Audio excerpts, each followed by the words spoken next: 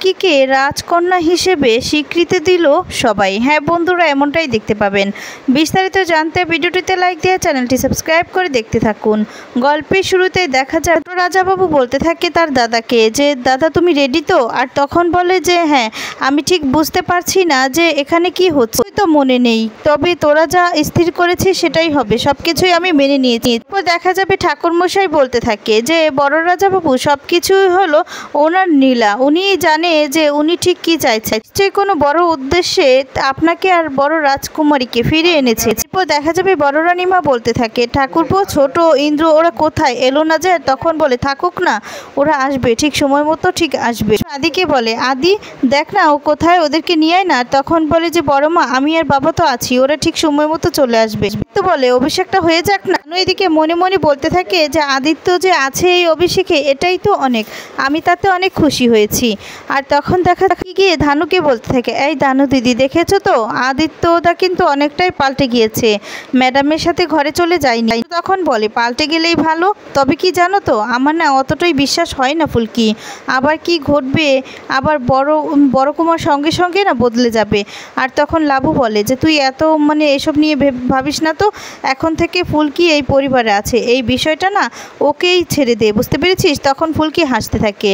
আর তখন দেখা যাবে পিয়াল বলতে থাকে আরও ধানু যদি কোনো প্রবলেমে বলিস ফুলকিকে বলবি, একদম সলভ করে দিবে। তখন তমাল হাসতে থাকে আর বলতে থাকে একটা জিনিস ভেবে দেখ, ফুলকি ধানুর ননদ, ধানু ফুলকির ননদ, ভেবে দেখ ভাবতেই কেমন লাগে। বলে ওরা দুজনে মিলেই হাসতে থাকে। তারপর দেখা যাবে অভিষেকটা শুরু হয়ে যায়, অনুযায়ী সব কিছুই হতে থাকে। তারপর রাজাবাবুকেও সমস্ত কিছু নিয়ম অনুযায়ী করতে থাকে। আর তখনই দেখা যাবে রোহিত এদিকে বলতে থাকে একদম রাজার মতোই দেখতে লাগছে তাই না, কি ওনাকে দেখে মনে হচ্ছে কি এসব বুক টুক ওনাকে না আর ছুঁতে পারবে না। আর তখন দেখা যাবে সবাই এদিকে জয়ধ্বনি বলতে থাকে। আর তারপর হঠাৎ করেই দেখা যাবে রাজাবাবু যেন কেমন করছে, আর তখন সেটা দেখতে পায় রাজাবাবু। আর সবাই আস্তে আস্তে করে দেখতে পায় যে একটু কেমন অস্বস্তিকর করছে বড় রাজাবাবু, দেখে তো অবাক হয়ে যায়। চিৎকার করে ওঠে আর কাঁদতে থাকে, আর তখন গাটা মুচকাতে থাকে। আর তখনই দেখা যাবে সবাই জিজ্ঞেস করতে থাকে যে কি হয়েছে। এদিকে তখন প্রজারা অবাক হয়ে তাকিয়ে থাকে। ফুলকি এদিকে গিয়ে বলে যে বাবা তোমার কি হয়েছে? তখন বলে না না এসব আমার শরীরে সইবে না, আমি এগুলো সহ্য করতে পারবো না রে। ছোট রাজাবাবু বলে কি বলছো কি দাদা? তখন বলে তোদেরকে তুমি আগেই বলছি, আমি এইসব ভোগবস্তু না অনেক আগেই ছেড়ে দিয়েছি, ত্যাগ করেছি আমি অনেক দিন আগে, এগুলো আমার সইবে না। আর তখন বলে সিংহাসনে বসে তো আমার গা হাত পা জ্বলে গেল রে, এই বলে চিৎকার করে কাঁদতে থাকে। তখন দেখা যাবে একজন প্রজা জিজ্ঞেস করতে থাকে বড় রাজাবাবু তাহলে আপনার সিংহাসনে কে বসবে?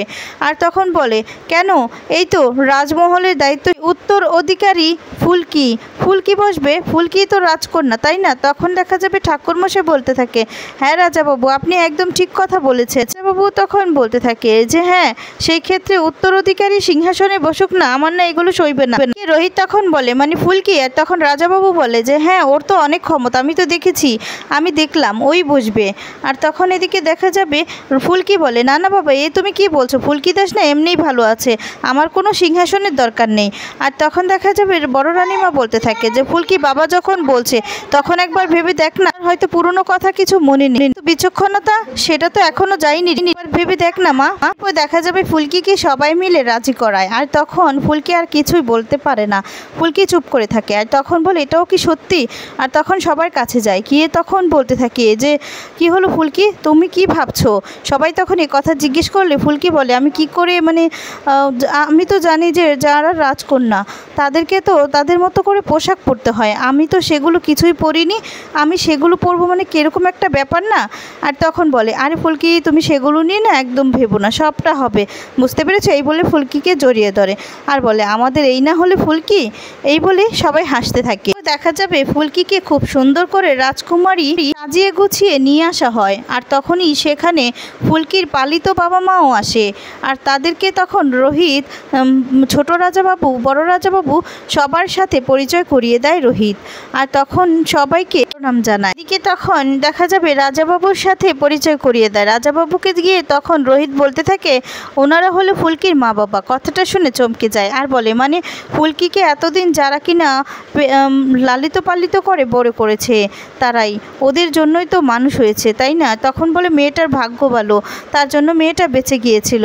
আর তখন বলে তুই কিন্তু ওকে সাবধানে রাখিস, ঠিক আছে বাবা? এরপর বলে নিশ্চয়ই, ওকে তো সাবধানে রাখতেই হবে বাবা। আর তারপর দেখা যাবে এদিকে ফুলকিকে সবাই জয়ধ্বনি গাইতে গাইতে নিয়ে চলে আসে। জয় রাজকুমারীর জয়, এই সমস্ত বলতে বলতে নিয়ে আসে। এদিকে ফুলকি তো খুব খুশি হয়ে যায়। সেখানে মিডিয়া প্রেস সকলেই থাকে। ছোট রাজাবাবু ফুলকিকে এরকম সাজে দেখে খুব খুশি হয়। সেখানে তো বড় মাও থাকে, বড় মাও দেখে চোখ ফিরাতে পারে না। আর এদিকে পালিত বাবা মাও খুব খুশি হয় আর বলে আমাদের ফুলকি। দেখা যাবে ফুলকিকে গিয়ে সেখানে বসানো হয় সিংহাসনে। আর তারপর সেখানে দেখা যাবে সেই ঠাকুর বাবা সবাই চলে আসে। এদিকে ঠাকুর মশাই ফুলকিকে বরণ করে নেয়। সেখানে দেখা যাবে ছোট রানী ইন্দ্র সবাই দাঁড়িয়ে থাকে। ইন্দ্র তো এই সমস্ত দেখে রেগে যায়। আর তখন দেখা যায় ছোট রাজাবাবু ঘোষণা দিতে থাকে যে ফুলকি এই রাজ্যের উত্তর অধিকারী, ওই এখন থেকে সিংহাসনটা চালাবে, সমস্ত কিছু বলতে থাকে। শুনে ছোট রানীমা কিছুতেই সহ্য করতে পারে না। তখন বলে যে এবার তো মুকুটটাও চাওয়া হবে, তুমি কি মুকুটটা দিয়ে দিবে? কিছুই তো বলছো না। তখন বলে আগে চাইতে আসুক না, তারপর দেখা যাবে, আমি তো কিছুতেই দেবো না। আরও অনেক কথাই বলতে থাকে। আর তখন দেখা যাবে এদিকে সিংহাসনে সেই মুকুটটার কথা বলা হয় যে ফুলকিকে পরিয়ে দেওয়া হবে। ঠিক সেই মুহূর্তে এদিকে বড় মা ছোট রানীর কাছে আসে। আর ছোট রানীর কাছে এসে বলতে থাকে যে এখন তো মুকুটটা পরাতে হবে, জানা তুই মুকুটটা নিয়ে আয়। আর তখন বলে কেন দিদি, সব কিছুই তো পেয়েছে, এখন কি মুকুটটা পরাতে হবে? মুকুটটা কি না পরালে চলে না? আর তখন বলে দেখ ও তো উত্তরাধিকারী, আর অনুযায়ী তো ও পাবে এটা, তাই না?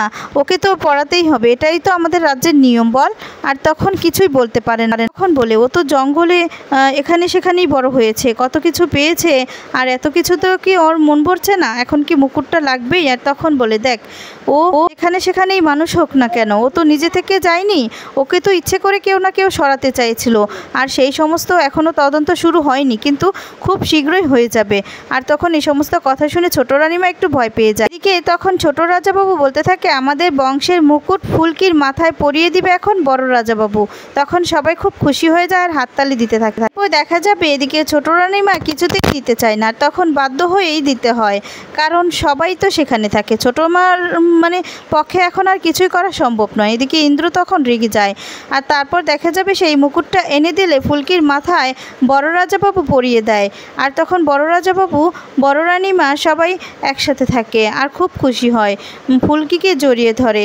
তারপরে দেখা যাবে ফুলকি কিছু ঘোষণা দেয়, সবার ভালো চায়, এটাই বলতে থাকে। আর অনেক কিছুই ফুলকি বলতে থাকে, কি সবার ভালো চায়, ভালো কামনা করে, সমস্তটা বলতে থাকে। এদিকে ফুলকির এই সমস্ত দেখে রোহিত খুব খুশি হয়ে যায় আর ফুলকির দিকে একদৃষ্টিতে তাকিয়ে থাকে।